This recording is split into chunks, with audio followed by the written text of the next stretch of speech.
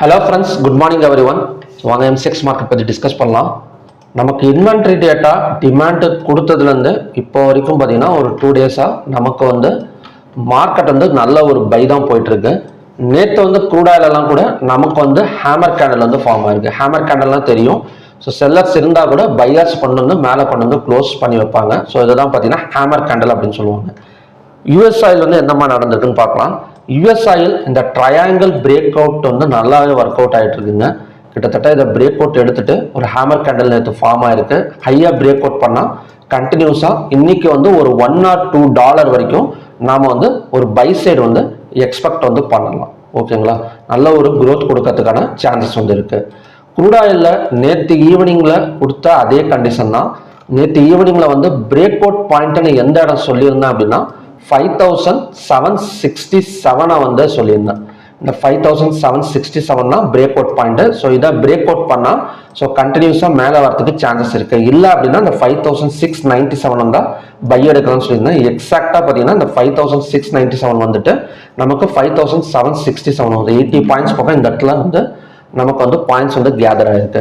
So நேற்று இந்த இடம் பிரேக் அவுட் ஆயிடுச்சு. ஸோ பையிங் கண்டினியூஷன் ஆயிடும்.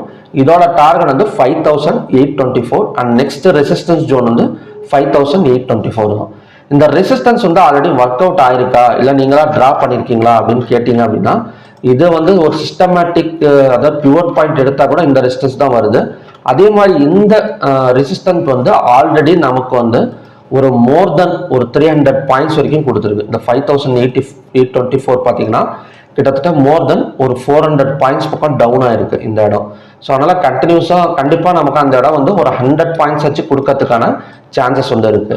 ஸோ நமக்கு மார்க்கெட் இந்த 5767க்கு மேலே ஓப்பன் ஆனது அப்படின்னா ஸோ நமக்கு கண்டினியூஷன் ஆகிடும். ஸோ பை கண்டினியூஷன் ஆகிடும். அதோட target and distance 5824.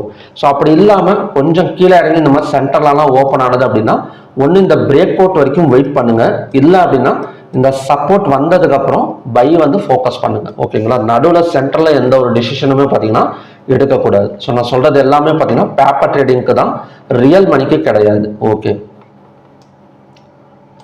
Next natural gas. Natural கேஸை பொறுத்த வரைக்கும் நேற்று இந்த நமக்கு பிரேக் அவுட் நடக்கல. 252.4ங்கிறது பிரேக் அவுட் நடக்கல.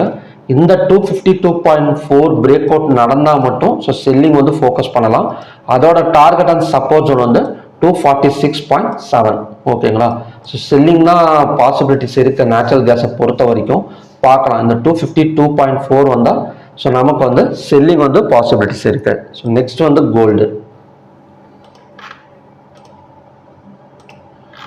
கோல்டை பொறுத்த வரைக்கும் நேற்று ஒரு பெரிய மூமெண்ட்டும் கிடையாது. அதாவது பார்த்தீங்கன்னா நமக்கு செப்டம்பர் 24th ஹை அண்ட் லோக்குள்ளாரையே பார்த்தீங்கன்னா மூவ்மெண்ட் நடந்திருக்கு. பட் இன்னைக்கு க்ளோஸுக்கு மேலே பிரேக் அவுட் ஆயிருக்கு.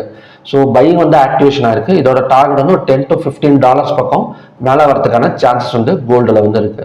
நெக்ஸ்ட் சில்வர் தாங்க தொடர்ந்து மறுபடியும் ஏறிடுச்சு. நினைச்ச மாதிரியே கிட்டத்தட்ட நமக்கு இப்போ $45 ட்ரேட் ஆயிருக்கு. ஸோ ஹையாக பிரேக் அவுட் பண்ணால் $46 வரைக்கும் வரதுக்கான சான்சஸ் இருக்கு. ஸோ சில்வர் கண்டினியூஸாக கூடிய சீக்கிரம் ஒரு $50 வந்துடும் நினைக்கிறேன். $50 வந்தது அப்படின்னா நமக்கு 1 கிலோ சில்வர் ரேட் 1,80,000 வரைக்கும் வந்துடும். அதாவது 180 ரூபாய் ஒரு கிராம் வரைக்கும் நமக்கு சில்வர் ரேட் வந்துடும். கோல்டு ஆல்ரெடி ஏறிட்டு இருக்கு. சில்வர் அதை விட பார்த்தீங்கன்னா வேகமாக ஏறிட்டு இருக்கு. Next copper. காப்பர் நேற்று ஒரு நல்ல ஹை தான். கிட்டத்தட்ட 960 ஒரு ரெசிஸ்டன்ஸ் எடுத்திருக்கு. இது இன்வெர்டட் ஹேமர் கேண்டில் மாதிரி ஃபார்ம் ஆயிருக்கு. ஸோ நான் ஆல்ரெடி சொல்லியிருக்கேன், இன்வெர்டட் ஹேமர் கேண்டில் ஃபார்ம் ஆனால் ஒரு ஜாக்பாட் கேண்டில் மாதிரி தான். எப்படி அப்படின்னா இன்வெர்டட் ஹேமர் கேண்டிலை பொறுத்த வரைக்கும் நேற்று க்ளோஸுக்கு மேலே ஓப்பன் நடந்தது அப்படின்னா கண்டினியூஸாக இந்த ஹை வரைக்கும் வந்துடும். நேற்று ஹை வரைக்கும் வந்துடும். அதே மாதிரி ஒரு கேப் டவுன்ல ஓப்பன் ஆனால் மட்டும்தான் செல்லிங் கண்டினியூஷன் ஆகுமே தவிர இன்வெர்டட் ஹேமர் கேண்டலை பொறுத்த வரைக்கும் க்ளோஸுக்கு மேலே ஓப்பன் வச்சது அப்படின்னா அப்படியே ரிவர்ஸ் ஆகிடும். ஸோ ரிவர்ஸ் ஆனது அப்படின்னா அகைன் 961 வரைக்கும் வரதுக்கான சான்சஸ் நமக்கு காப்பரில் இருக்கு. ஸோ ஓகே ஃப்ரெண்ட்ஸ், இதுதான் பார்த்தீங்கன்னா இன்னைக்கான கண்டிஷன்ஸ். ஸோ ட்ரம்ப் மறுபடியும் அவர் வேலையை ஆரம்பிச்சிட்டாரு. காலையில் நியூஸ் ஓப்பன் பண்ணாலே நமக்கு இவரோட ஃபேஸ் தான் வருது காலையில். இப்போல்லாம் இப்போ ட்ரம்ப் அனௌன்சஸ் என்ன பண்ணியிருக்காரு அப்படின்னா ஒரு 100% tariff on imported pharmaceuticals expand duties on furniture and heavy trucks அப்படின்னு சொல்லியிருக்காரு. ஸோ கண்டிப்பாக வந்து பேராமெட்டிக்கல் ஸ்டாக்ஸ் எல்லாம் பார்த்தீங்கன்னா கொஞ்சம் வந்து டவுன் ஆகக்கூடிய சான்சஸ் வந்து இன்னைக்கு வந்து இருக்கு. பேராமெட்டிக்கல் செக்டார் வந்து டவுன் ஆகக்கூடிய சான்சஸ் வந்து இருக்கு. ஸோ 100% வந்து போட்டிருக்கிறாரு. இதுக்கு முன்னாடி வந்து பேராமெட்டிக்கல்ஸுக்கு ஏதோ கொஞ்சம் ரிலீவ் பண்ற மாதிரி சொல்லிட்டு இருந்தாரு. ஆனால் என்ன ஆச்சுன்னு தெரியல, மனுஷனுக்கு திடீர்னு நைட் ஏதோ தோணி இருக்குன்னு நினைக்கிறேன்.